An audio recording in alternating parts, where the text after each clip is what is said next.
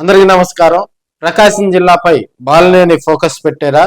ఉమ్మడి ప్రకాశం జిల్లాలో మరి ఇప్పుడు ఉన్నటువంటి వైసీపీపై కూడా ఆయన స్పెషల్ ఫోకస్ పెట్టినట్టుగా కూడా తెలుస్తా ఉంది. ఎందుకంటే మరి కొన్ని రోజుల్లో మరి పవన్ కళ్యాణ్ గారు కూడా బాలినేని శ్రీనివాసరెడ్డికి అత్యధికంగా కూడా జనసేన పార్టీలో ప్రయారిటీ ఇస్తారని మరి తెర వెనక కూడా దీనికి సంబంధించి కొంత టాక్ అయితే వినిపిస్తా ఉంది.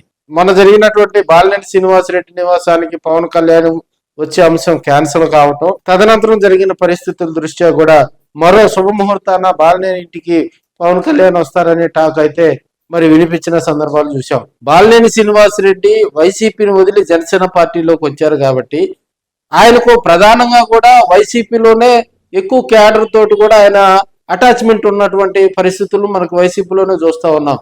గతంలో 2019 నుంచి 2024 వరకు వైసీపీ అధికారంలో ఉంది, రూలింగ్ లో ఉంది. సో అప్పట్లోనే ప్రతి కాన్స్టిట్యున్సీలో కూడా ఆయనకి ప్రథమ ద్వితీయ శ్రేణి లీడర్స్ తోటి కూడా టచ్ చేస్తున్నటువంటి సందర్భాలు మనం చూస్తూ ఉన్నాం. ఎక్కడైతే వైసీపీ స్ట్రాంగ్ గా ఉంటుందో అక్కడి నుంచే ఆయన మరి గేమ్ స్టార్ట్ చేస్తారనేది కూడా తెర వెనక టాక్ అయితే వినిపిస్తా ఉంది. ప్రధానంగా కూడా దర్శి మెయిన్ గా కూడా ప్రకాశం జిల్లా వైసీపీకి ఒక బలమైనటువంటి లీడర్షిప్ దర్శి ఎర్రగొండపాలెం కాన్స్టిట్యున్సీ. ఎందుకంటే 2024లో 2 ఎమ్మెల్యేలు గెలిచింది అక్కడి నుంచే. సో ప్రధానంగా కూడా ఎర్రగొండపాలెం కాన్స్టిట్యున్సీ ఎస్సీ కాన్స్టిట్యున్సీ కాబట్టి దాని మీద అంత ఫోకస్ పెట్టాల్సిన పని లేదని బాలినేని శ్రీనివాసరెడ్డి జగన్మోహన్ రెడ్డి మీద విమర్శలు చేసిన సందర్భంలో కానీ, లేదంటే గతంలో వైసీపీలో ఉన్న వ్యక్తుల మీద విమర్శలు చేసినప్పుడు ఆయనకు ప్రకాశం జిల్లా నుంచే ఆయన వ్యాఖ్యలకు కూడా ఘాటుగా స్పందించినటువంటి సందర్భాలు గతంలో మనం చూసాం. బూచేపల్లి శివప్రసాద్ రెడ్డి ప్రకాశం జిల్లా వైసీపీ అధ్యక్షులుగా ఉన్నారు. అదేవిధంగా దర్శి కాన్స్టిట్యున్సీలో కూడా ఆయన ఎమ్మెల్యేగా ఉన్నారు. సో అక్కడి నుంచే ఆట మొదలు పెడతారని బాలినేని శ్రీనివాసరెడ్డి తెర వెనక అయితే వినిపిస్తా ఉంది. ఎందుకంటే మనకు ఇక దర్శి కాన్స్టిట్యున్సీ కనుక చూసినట్లయితే మొన్న 2024 ఎన్నికల్లో మరి బూచేపల్లి శివప్రసాద్ రెడ్డి గారు కూడా స్వల్ప మెజార్టీతో మేబీ 2500 ఆ పైచీలకు ఓట్లతో మాత్రమే గెలుపొందడం జరిగింది. సో అక్కడ జనసేన పార్టీకి సంబంధించినటువంటి నియోజకవర్గ ఇన్ఛార్జి దర్శిలో లేరు. సో ఇప్పుడున్న పరిస్థితుల్లో కూడా బాలినేని శ్రీనివాసరెడ్డి కానీ, లేదంటే రాబోయే రోజుల్లో కూడా బాలినేని ప్రణీత్ రెడ్డిని కూడా రాజకీయంగా ఒక మంచి ఉజ్వల భవిష్యత్తు ఇవ్వాలని ఆశపడుతున్నటువంటి బాలినేని శ్రీనివాసరెడ్డి మరి ప్రణీత్ రెడ్డి రాజకీయ ప్రస్థానం కూడా దర్శి ఆ ప్రాంతం నుంచే ప్రారంభం కానుందని కూడా కొంతమంది రాజకీయ విశ్లేషకులు అయితే చెప్తా ఉన్నారు. ఎందుకంటే నియోజకవర్గ పునర్విభజనలు ఇప్పట్లో లేవు అనేది కూడా కొంతమంది కొత్త లీడర్స్ గా వచ్చే వాళ్ళ వైపు నుంచి కూడా కొంత టాక్ అయితే వినిపిస్తున్నట్టు సందర్భాలు మనం చూస్తా ఉన్నాం.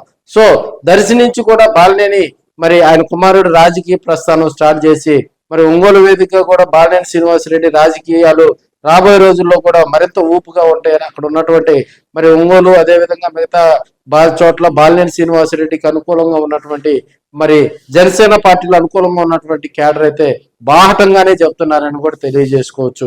సో బాలినేని శ్రీనివాసరెడ్డికి మరి పవన్ కళ్యాణ్ గారి జనసేన పార్టీలో ఆయన చేరి దాదాపుగా సంవత్సరం గడుస్తున్నా కూడా ఇప్పటి వరకు మరి అత్యున్నతమైనటువంటి పార్టీ పదవి కానీ, నామినేటెడ్ పదవి కానీ, అదేవిధంగా క్రియాశీలకమైనటువంటి పదవులు ఏవి కేటాయించడా.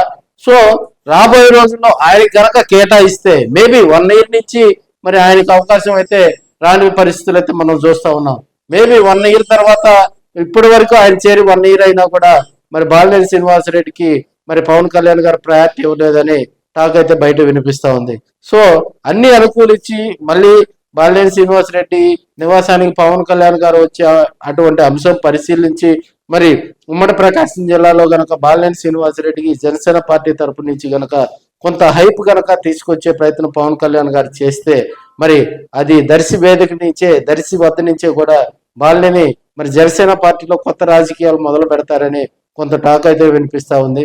చూద్దాం మరి ఏది ఏమైనప్పటికీ కూడా ఉమ్మడి ప్రకాశం జిల్లాలోనే దర్శి నియోజకవర్గానికి ఉన్నటువంటి హైపు, దర్శి నియోజకవర్గంలో ఉన్నటువంటి రాజకీయాలు మరి ఏ నియోజకవర్గంలో జరగవని కూడా మనకి గతంలోనే మనం స్పష్టం చేసినటువంటి సందర్భాలు మనం చూస్తూ ఉన్నాం.